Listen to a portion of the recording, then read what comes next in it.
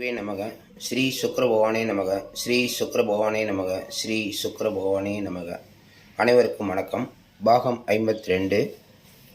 இந்த பதிவில் திருமணம் எப்பொழுது நடக்கும் அப்படிங்கிறத கண்டினியூவாக பார்த்துக்கிட்டு இருக்கிறதில்ல. இப்போ கும்ப லக்னம் அப்படிங்கிற ஒரு லக்னத்தில் பிறந்தவங்களுக்கு திருமணம் எப்பொழுது நடக்கும் அப்படின்னு பார்க்கலாம். இது வரைக்கும் நம்ம சேனலை பார்த்துட்டு சப்ஸ்கிரைப் பண்ணிங்கன்னா அடுத்தது போடக்கூடிய வீடியோக்கள் உங்களுக்கு உடனே சேரும். அது பக்கத்தில் இருக்க பெல் பட்டனையும் ப்ரெஸ் பண்ணிக்கோங்க. இப்போ கும்ப லக்னத்துக்கு திருமணம் எப்பொழுது நடக்கும், அது தலைசி கிரகங்கள்லாம் எப்படி இருக்குன்றதை ஒரு சின்னதாக பார்த்துக்கலாம். ஓகேங்களா? ஒவ்வொரு ஜாதகமும் கும்ப லக்னம் சொன்னால் இந்த இடத்துல லக்னம் இருக்கும், லக்னம் இந்த இடத்துல இருக்கும். திருமணம் நடக்கிறதுக்கு லக்னம் 2ஆம் பாவகம் 7ஆம் பாவகம், லக்னம் 2ஆம் பாவகம் 7ஆம் பாவகம், இந்த 3 இடத்துல கிரகம் இருக்கணும். நம்ம சப்ஜெக்டே என்னென்னா கிரகம் இல்லைனா அப்படின்றது தான் நம்ம சப்ஜெக்ட். இப்போ நம்ம போயிட்டுருக்க இது. இப்போ கும்பலக்னத்தின் அதிபதியான, அதாவது 1ஆம் பாவம்னு சொல்லுவோம், 1ஆம் பாவாதிபதி சனி.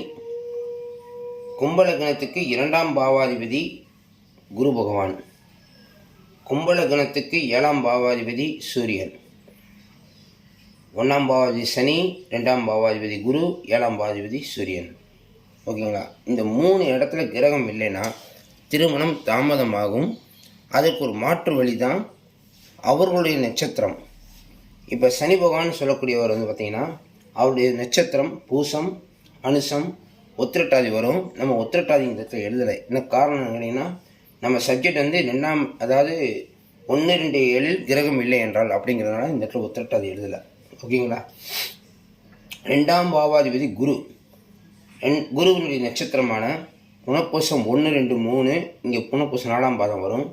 அதுக்கடுத்து விசாகம் 1, 2, 3, விசாகம் 4ஆம் பாதம் வரும். அடுத்து புரட்டாதி நட்சத்திரம் 1, 2, 3 பாதம் இங்கே வரும், புரட்டாதி 4ஆம் பாதம் இங்கே வரும். நம்ம புரட்டாதி நட்சத்திரத்துக்கு இங்கே குரு பகவானை வச்சோம்னா கிரகம் இருக்குன்னு காமிச்சிடும், அதனால எழுதலை. அடுத்து 7ஆம் பாவாதிபதியான சூரியன் கார்த்திகை 1ஆம் பாதம், கார்த்திகை 2ஆம் பாதம், 3ஆம் பாதம், 4ஆம் பாதம். 1ஆம் பாதம் இங்கிட்டு வரும், 2, 3, 4 இங்கிட்டு வரும். உத்திரம் 1ஆம் பாதம் இங்கே இருக்கும், அது 7ஆம் பாதத்துலேயே இருக்கிறதுனால நம்ம அந்த உத்திரம் 1 எழுதலை, 2, 3, 4 எழுதியிருக்கோம்.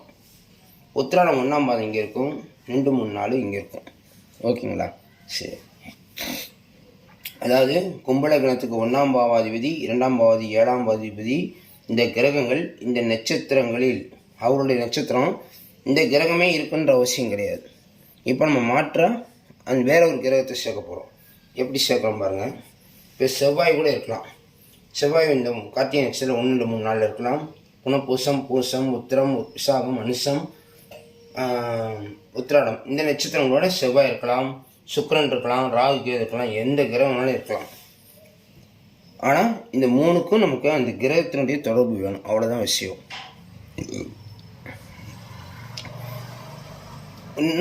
இன்னொரு மெத்தட் என்னென்னா, இப்போ ஒருத்தருக்கு சனி திசை நடக்குதுன்னா அதில் குரு புத்தி சூரியன் அந்த இடத்துல கூட திருமணம் நடக்கும். இங்கே கிரகமும் இல்லை, இந்த நட்சத்திரலையும் கிரகம் இல்லைன்னா தசா புத்தி அந்தரம் இந்த 3 நடக்கணும். இப்படி தான் வரிசையாக வரன்ற அவசியம் கிடையாது. இதை அப்படியே மாற்றி கூட போட்டுக்கலாம். குரு சனி சூரியன், குரு சூரியன் சனி இப்படி கூட வரலாம். சூரியன் குரு சனி வரலாம், சூரியன் சனி குரு வரலாம். அதாவது சூரிய திசை சனி புத்தி குரு அந்தரம் அந்த மாதிரி வந்தால் கூட திருமணம் நடக்கும். ஓகேங்களா? சரி.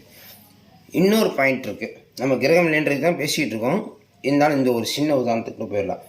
இங்கே ஒரு கிரகம் இருக்குது, ராகு இருக்குதுன்னு வச்சுக்கோங்க. ராகு 7ஆம் இருந்தால் ராகு திசை திருமணம் நடக்கும். இவ்வளோதான் பாயிண்ட்டு. இங்கே ராகு என்ன செய்கிறாருன்னா 7ஆம் பாவாதிபதி அப்படிங்கிறத எடுத்துக்கிடுவார். இங்கே உத்தரத்தில் தான் இருக்குன்ற அவசியம் கிடையாது. அப்போ 7ல் கிரகம் ராகு திசை, ராகு புத்தி, ராகு அந்தரம் நடந்தால் நடக்கும். ஏன் சனி இருக்காருன்னு வச்சுக்கோங்க, சனி திசை, சனி புத்தி, சனி அந்தரம் 3 ஒன்றா வரன்ற அவசியம் கிடையாது. எந்த திசை வேணாலும் நடக்கலாம். இப்போ சுக்கிர திசை நடந்துட்டு இருக்கலாம், அதில் சனி திசை சனி புத்தி வந்தால் கூட 7ஆம் பாவத்தில் கிடைக்கும். ஆனால் 7 மட்டும் கிடைத்தால் பத்தாது, இந்த 1, 2 சேர்த்து கிடைக்கணும். அதனால தான் திருமணம் தாமதம் ஆகிக்கிட்டே இருக்குது எல்லாருக்குமே. திருமணம் நடக்கணும்னா 1ஆம் பாவாதிபதி, 2ஆம் பாவாதிபதி, 7ஆம் பாவாதிபதி தொடர்பில் இல்லாமல் திருமணம் தாமதமாகும். அதற்கு மாற்றாக தான் இந்த நட்சத்திரங்கள் இருந்தாலும் தசாபுத்தி அந்தரம் தொடர்பு கொடுக்கக்கூடிய காலகட்டத்தில் இவர்களுக்கு திருமணம் நடக்கும். அப்படின்னு சொல்லிக்கிறோம். ஜாதகத்தில் கிரகங்கள் இன்னும் நிறைய இருக்குது, பலன்கள் நிறைய இருக்குது. செவ்வாய் தோஷம், ராகு தோஷம், காலசர்ப்ப தோஷம், பாவக்கத்தாய் தோஷம், கண்டாதி தோஷம், வைநாசிக தோஷம், இந்த மாதிரிலாம் நிறைய போய்கிட்டே இருக்கும். நம்ம அந்த சப்ஜெக்டுக்கெலாம் போகலை. திருமணம் எப்பொழுது நடக்குன்றதுக்கு ஒரு கான்செப்டு கிரகம் இல்லை என்றால் அப்படிங்கிறது தான் நம்ம எடுத்துருக்கோம். அதுக்குரிய விதிகள் இந்த விதிகள். ஓகேங்களா? இது போன்ற உங்கள் ஜாதகம் பார்க்க வேண்டும் என்றால் கீழே நம்பர் இருக்குது, தொடர்பு கொள்ளுங்கள். ஜாதகம் திருமணம் எப்பொழுது நடக்கும்னு பார்க்கலாம், திருமண பொருத்தமும் பார்க்கலாம். விரைவில் திருமணம் நடக்கும்னு கூறிக்கொண்டு அடுத்த பதிவில் மீன இலக்கணத்துக்கு சந்திப்போம். நன்றி, வணக்கம். முக்கியமாக சப்ஸ்கிரைப் பண்ணுங்கள். நன்றி, வணக்கம்.